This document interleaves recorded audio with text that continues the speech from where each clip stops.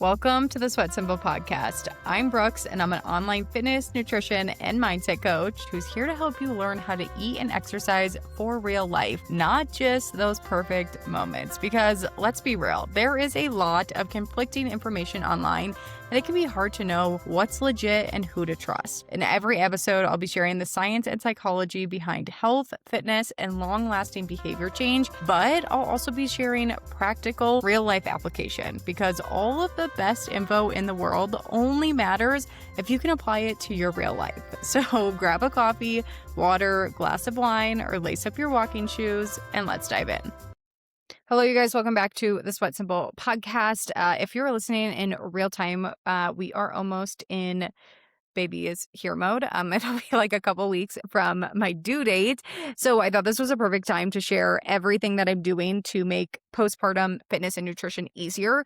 I do want to give the caveat, even if you are not pregnant, even if you are not going to have a postpartum phase, these things are going to be very beneficial, especially if you are entering any sort of busy season. So maybe you know that, like, for example, maybe you're an accountant and you know that tax season is absolutely insane for you.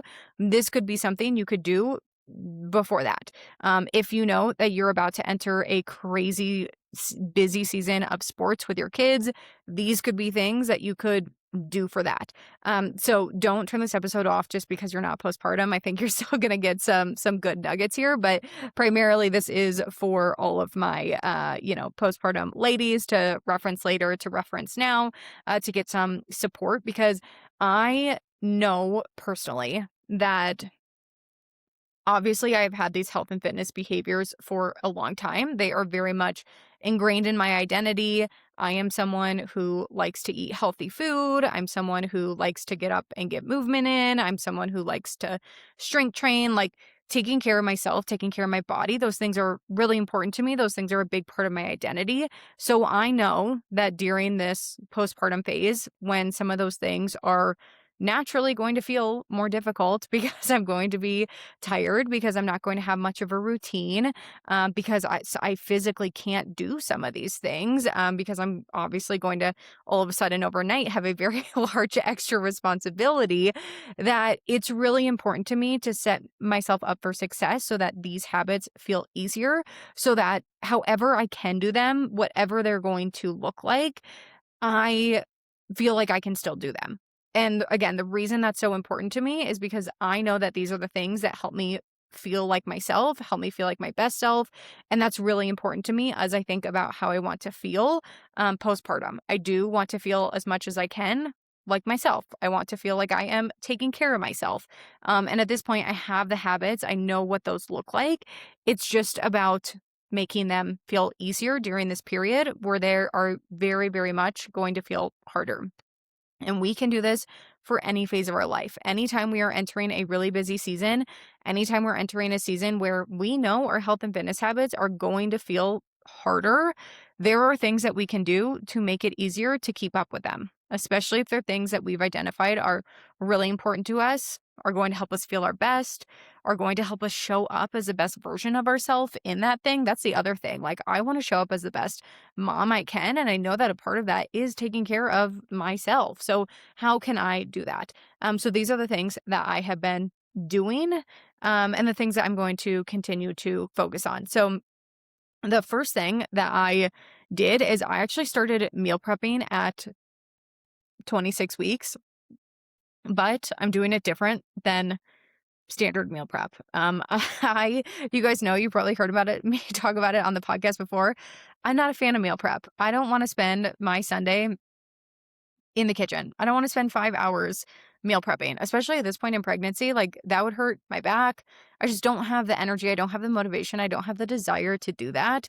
That's not how I want to spend my weekend. So instead of doing some big giant meal prep where we're batching and at the same time, I don't really like traditional frozen meals. Like, I don't enjoy a lot of casseroles. I don't like crock pot meals, which I feel like a lot of times when we're prepping meals, you're just, everything that I see is like freezer prep, like, oh, throw everything in a Ziploc bag and then toss it in the crock pot in the morning.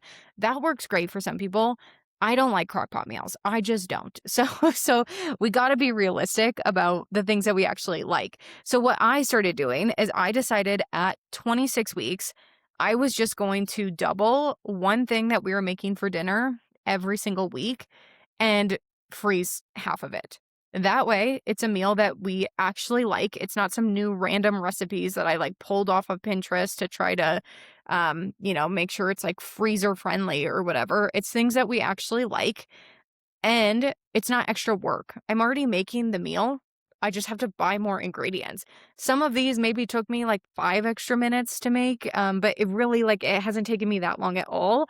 So doing that, one episode or one meal a week, that results to a lot of meals by the time you hit 40 weeks. So I started doing that at 26 weeks, and so far we have I don't know, like 5 or 6 meals already in the freezer ready to go, and like I said, they're things we really enjoy, so we prepped our favorite, Boursin chicken meatballs. We prepped our favorite Greek meatballs. I did prep this Greek casserole that I really like. It's all things that we eat on a regular basis. And, things like the meatballs, we'll just have to heat up and maybe add some pasta to it, but things that are going to be really, really low effort. So, highly recommend if you're entering a busy season, you could even do this like the week before. Just double whatever you're making.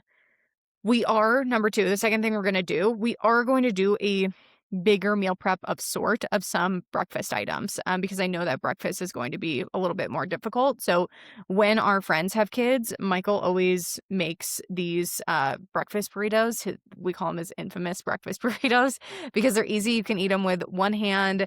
They have a protein, a carb, a veggie in it. You can kind of customize it to what you actually enjoy, and they're really easy to freeze and then heat up. So we are going to make some of that for ourselves. We'll probably make some breakfast sandwiches.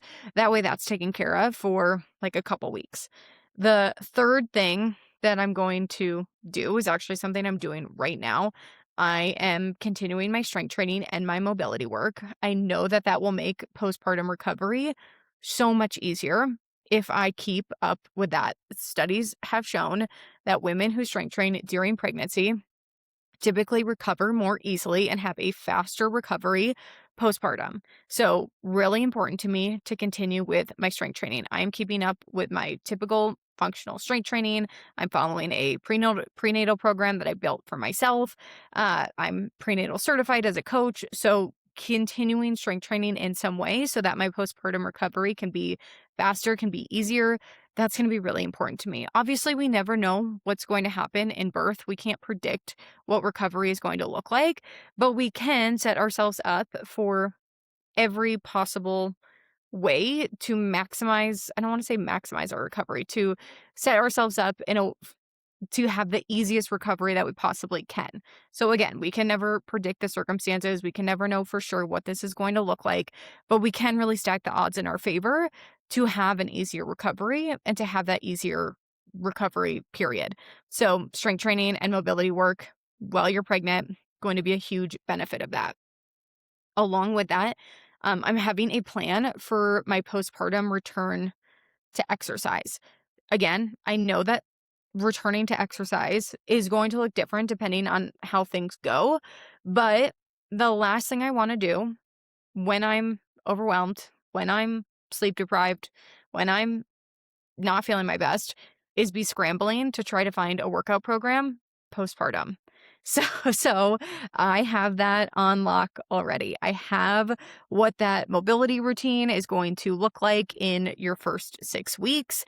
You can start back as long as your doctor is okay with it. You can start back with some deep core work and some pelvic floor work and some mobility exercises in general within those first 6 weeks. And then typically at that 6-week mark, you are cleared to return to exercise. So I want to have all of this mapped out so that I'm not trying to figure out what if I do have 10 minutes to, get a little bit of movement in, what is that going to look like? I don't want to spend 5 of it trying to find a workout program. I want to have that unlocked. So I'm building out my mobility, what that's going to look like from 0 to 6 weeks, very similar to what I've created for previous clients who are pregnant and recovering from labor and delivery. And then also building out those first couple months of a postpartum return to exercise program.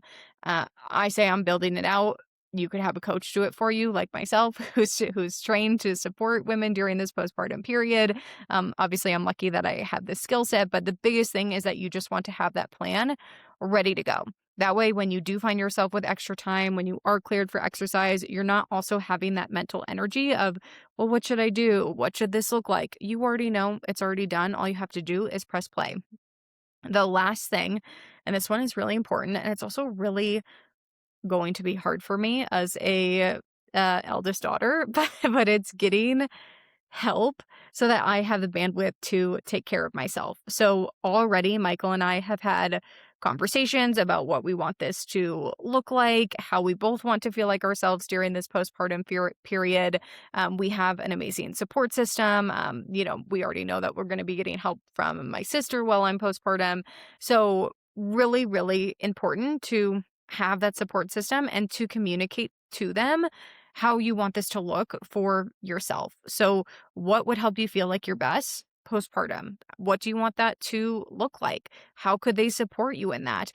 Your support system isn't going to know unless you cue them in and you allow them to actually help you. So, sharing that as someone who struggles with that, I think this is something we could all do: is ask our support system for help.